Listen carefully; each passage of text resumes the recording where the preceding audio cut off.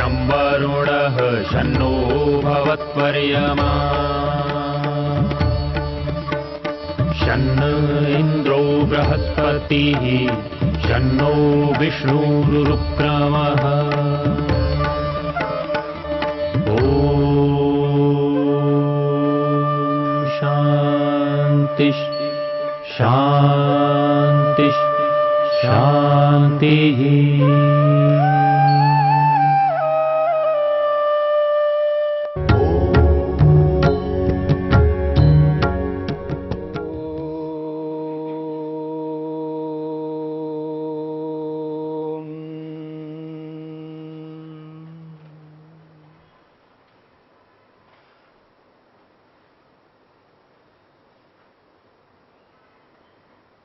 मन की 5 वृत्तियों में दूसरी वृत्ति विपर्यय वृत्ति की चर्चा हो रही है। विपर्यय को विपर्यय क्यों कहते हैं? तो सूत्रकार महर्षि पतंजलि कहते हैं मिथ्या ज्ञान का नाम ही विपर्यय है। और इस मिथ्या ज्ञान के बहुत सारे नाम हैं। अविद्या शब्द से भी कहा जाता है, मिथ्या ज्ञान को अविद्या भी कहते हैं। मिथ्या ज्ञान को भ्रांति शब्द से भी कहा जाता है। अमुक व्यक्ति को भ्रांति है, इस विषय में इसको ये भ्रांति है, उनको इस प्रकार का भ्रांति है। भ्रांति शब्द का भी प्रयोग होता है मिथ्या ज्ञान के लिए। तो विपर्यय एक शब्द, अविद्या दूसरा शब्द, भ्रांति तीसरा शब्द। और इसके साथ साथ में क्लेश शब्द का भी प्रयोग होता है।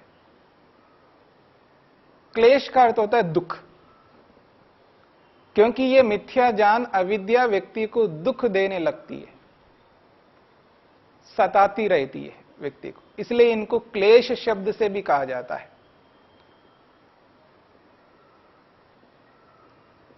विपरीत ज्ञान, उल्टा ज्ञान, लोक में उल्टा ज्ञान, विपरीत ज्ञान, इस शब्द से भी प्रयोग करते हैं। तो अलग अलग शब्दों से मिथ्या ज्ञान को कहा जाता है। और संसार में जितने मनुष्य होंगे उतने मनुष्यों में ये मिथ्या ज्ञान व्यापक रूप से विद्यमान है। और इसके भेद भी है मिथ्या ज्ञान के। इसलिए महर्षि वेदव्यास कहते हैं सा इयम अविद्या पंचपर्वा भवति, सा इयम पंचपर्वा भवति अविद्या। विपर्ययो मिथ्या ज्ञानम कहा है।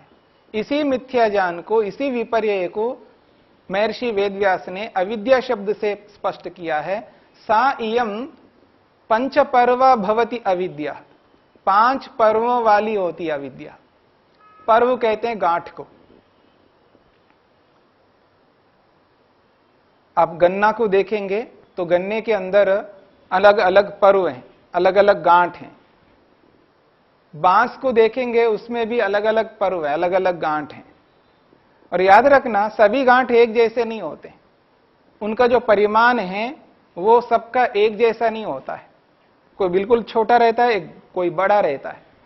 तो ऐसे ही ये 5 पर्वों वाली अविद्या है, 5 गांठों वाली अविद्या है।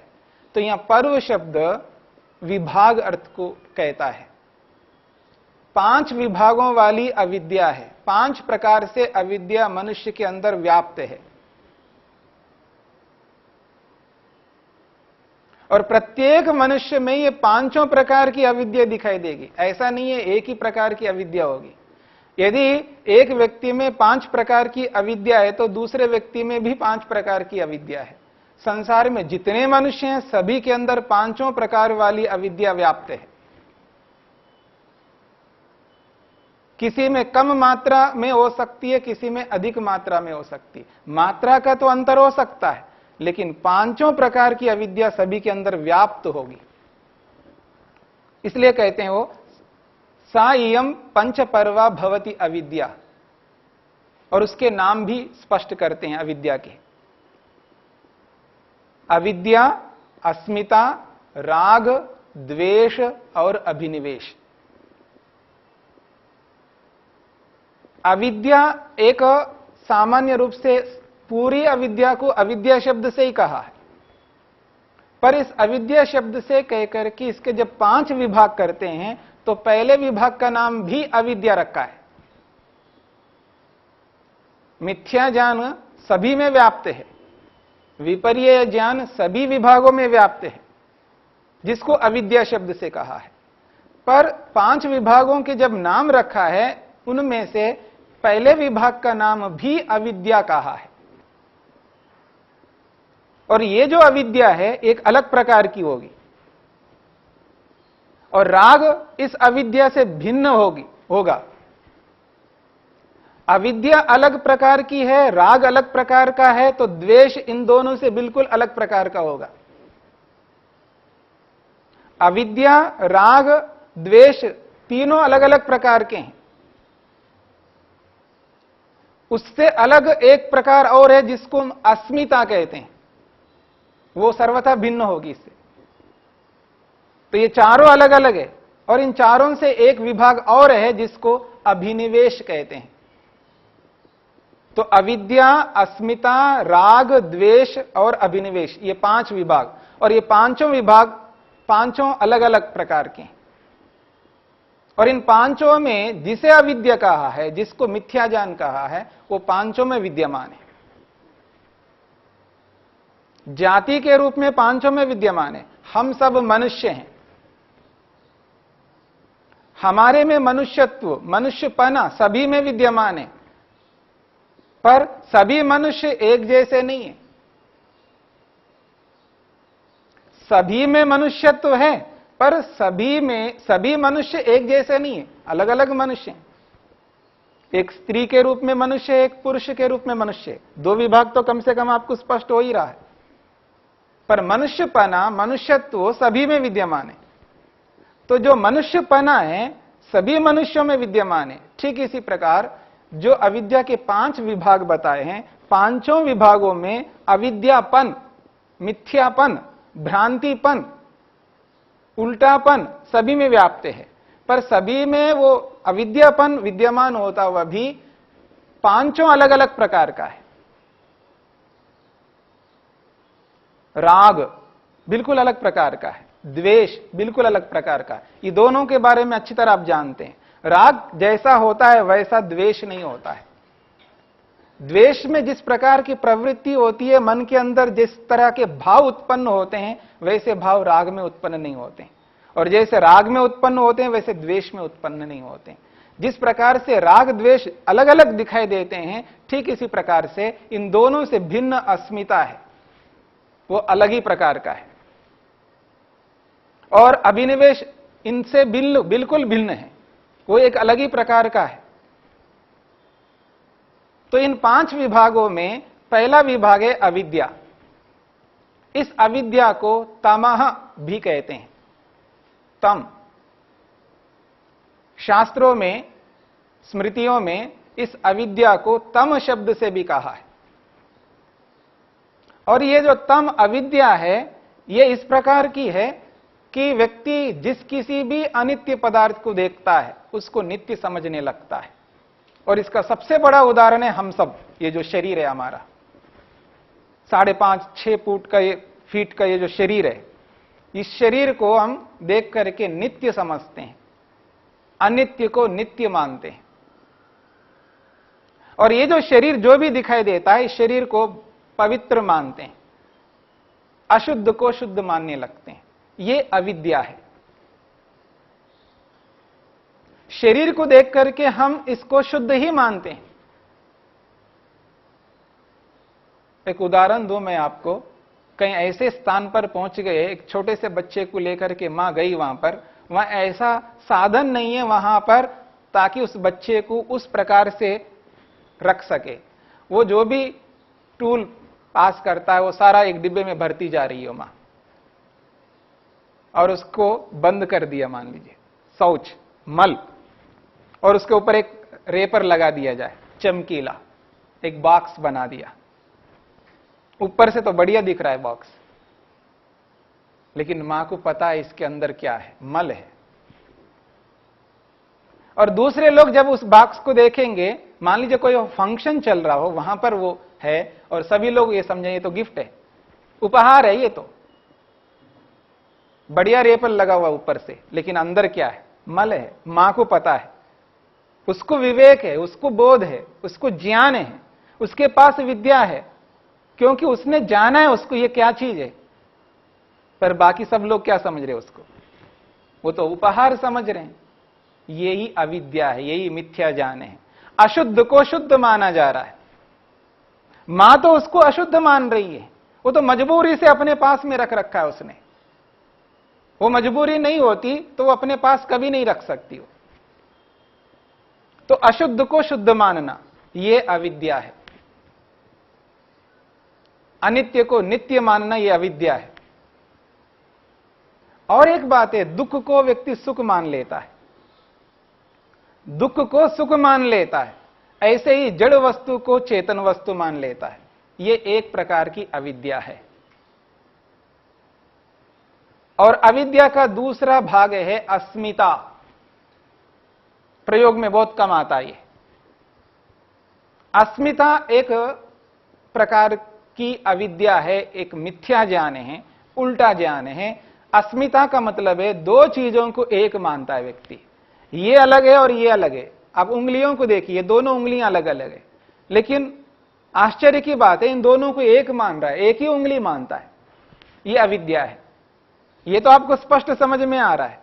लेकिन एक आत्मा है और एक मन है, एक आत्मा है और एक मन है, ये दोनों अलग अलग है।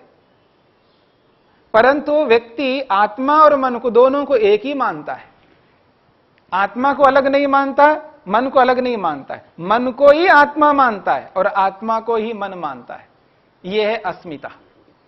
यह बिल्कुल अलग प्रकार की है। अनित्य को नित्य मानना, अशुद्ध को शुद्ध मानना, दुख को सुख मानना और जड़ को चेतन मानना, यह जो अविद्या है, इससे भिन्न अविद्या है। दो पदार्थों को एक मान रहा है व्यक्ति, यह अलग प्रकार की अविद्या है। इसलिए इसका नाम दिया है अस्मिता। तीसरा विभाग है अविद्या का राग। सभी जानते हैं राग क्या होता है। राग उसको कहते हैं जब किसी सुखदायी वस्तु को हम देखते हैं, सुख और सुख के जितने भी साधन हैं संसार में, उस सुखदायी वस्तु के प्रति हमारा एक विशेष आकर्षण रहता है। मन के अंदर उसके प्रति एक आकर्षण बना रहता है, एक लालच सा रहता है मन के अंदर उस वस्तु के प्रति, गर्द रहता है, एक तृष्णा पैदा होती है अंदर। आप उसको तृष्णा कहो, गर्धा कहो, लालच कहो, लोलुपता कहो, लोभ कहो, ये जो भाव मन के अंदर उत्पन्न हो रहे हैं उस वस्तु के प्रति, एक आकर्षण उसके प्रति विशेष बन रहा है।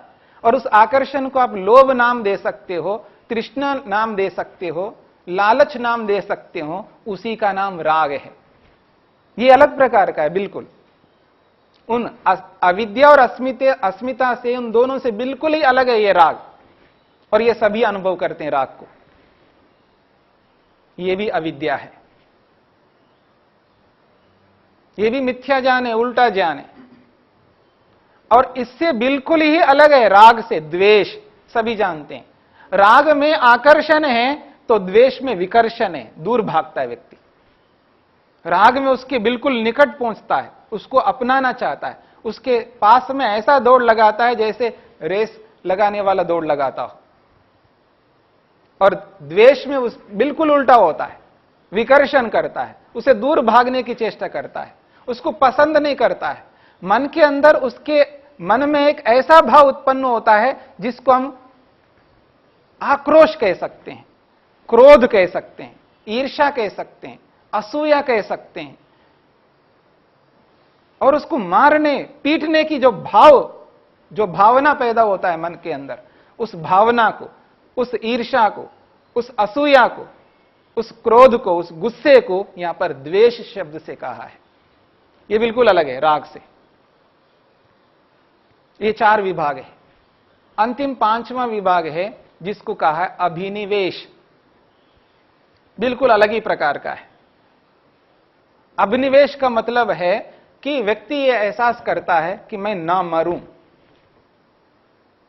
उसको सदा एक भय सताता रहता है, कभी मैं ना मरूं, कभी मर तो नहीं जाऊंगा, मैं कभी मर तो नहीं जाऊंगा, कभी मैं मर तो नहीं जाऊंगा। इसको लगातार ये डर लगा रहता है।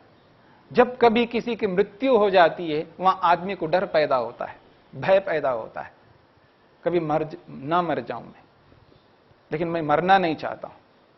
तो मरने का जो डर है व्यक्ति को, ये जो डर है, इसी का नाम अभिनिवेश कहा है। और ये सभी को होता है,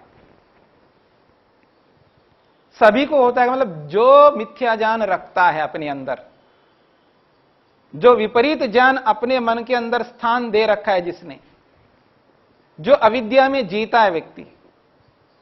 और याद रखना, जिसके अंदर अविद्या है यानी अस्मिता है, मन और आत्मा को अलग अलग नहीं मानता, एक ही मानता है। जिसके अंदर राग उत्पन्न होता है, राग विद्यमान है।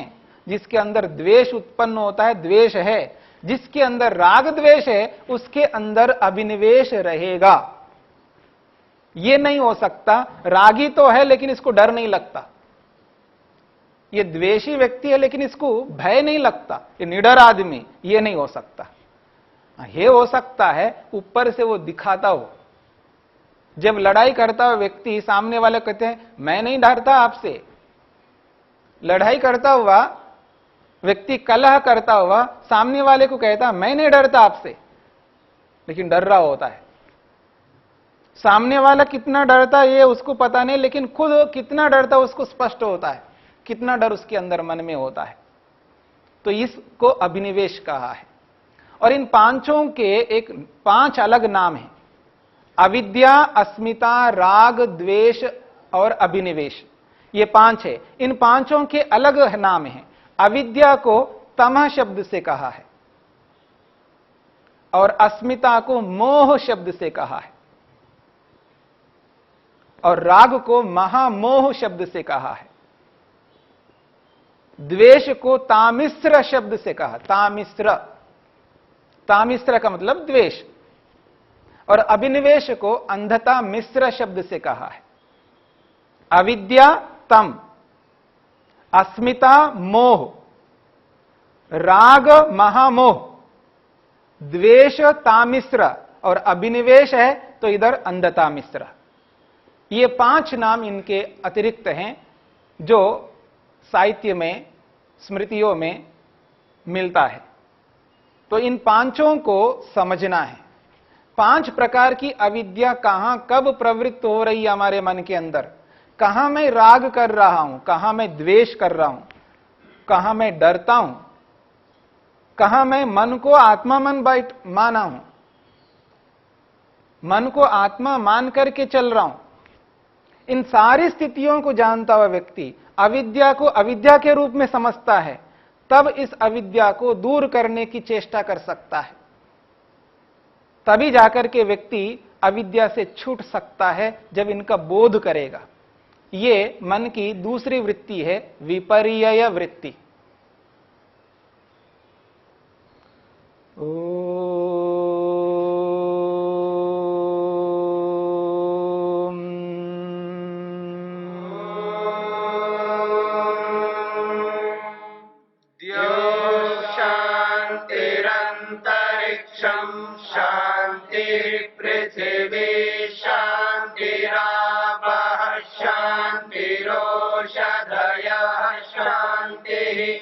वनस्पतयः शान्तिर्विश्वे देवा शान्तिर्ब्रह्म शान्तिः।